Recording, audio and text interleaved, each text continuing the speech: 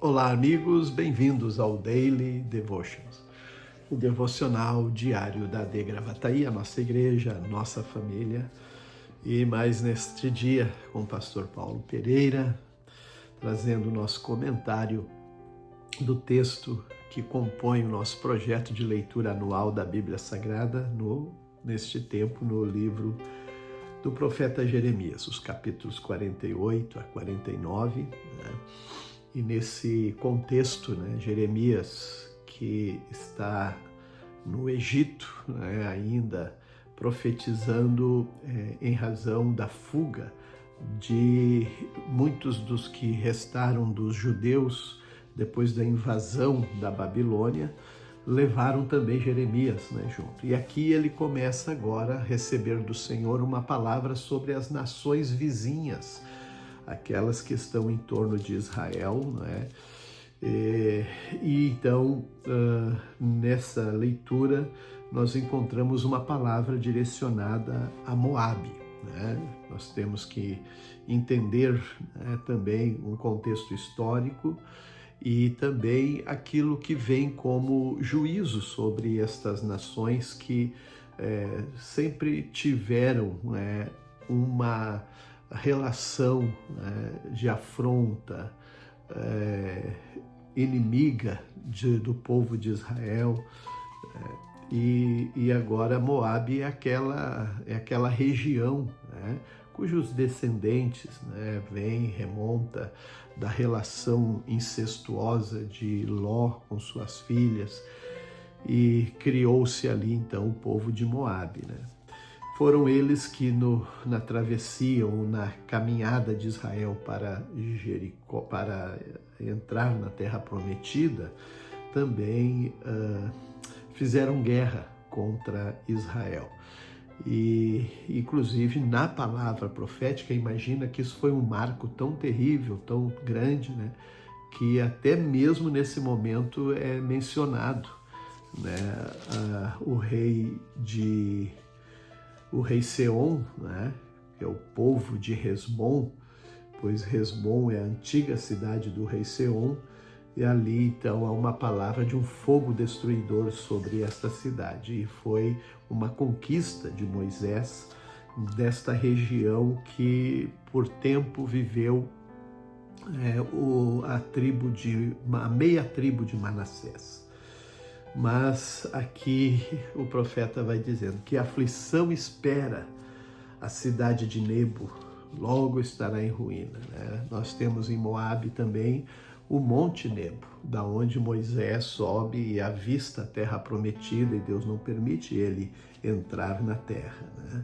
Mas Moabe, a profecia que deixará de ser nação, e realmente deixou de ser nação. Ela não é.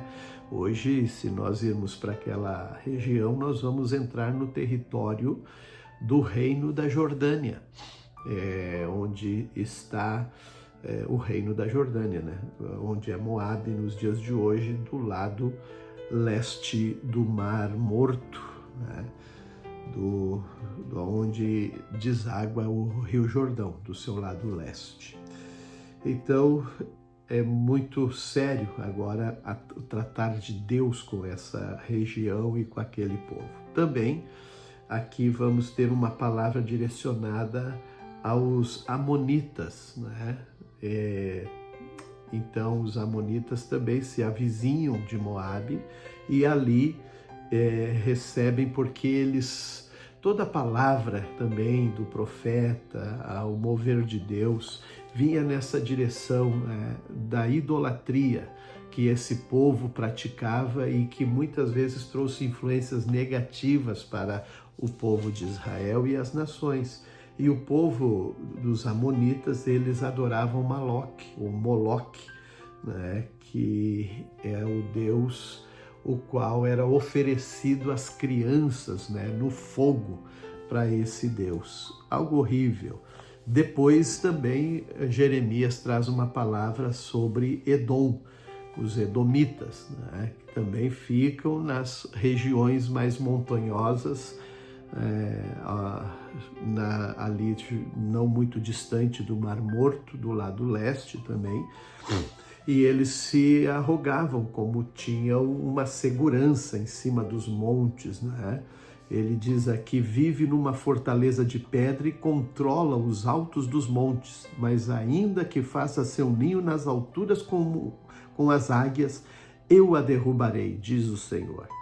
E de fato, então, era aquilo que veio para esse povo, que sempre foi também um povo inimigo do povo judeu. E entramos para o final, né, da carta de Paulo, a carta pastoral, a carta a Timóteo, a sua segunda carta, uma despedida de Paulo, né, também, quando ele está alertando Timóteo sobre, né, um olhar a respeito do comportamento da sociedade, do mundo e dos crentes nos últimos tempos, né?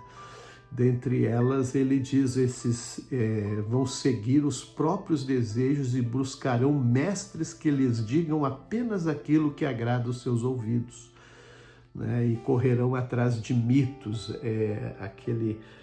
aquela coisa de se apegar, né, a elementos, né, místicos, e isso se vê, né, e realmente é o que às vezes chama muito a atenção. As pessoas querem se apegar a alguma coisa, né, e deixando a fé simples, pura, na pessoa do nosso Deus, né, do Senhor Jesus Cristo.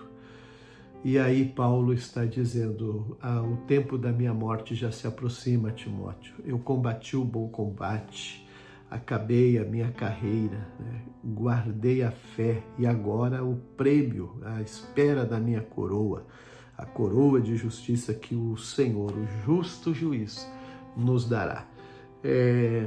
Então nós percebemos que o apóstolo Paulo, nessa despedida, começa também a citar nomes de companheiros, irmãos, que uns infelizmente o abandonaram, deixaram de seguir o evangelho, como o caso de Demas. Demas me abandonou, pois amou as coisas deste mundo, deste século, né?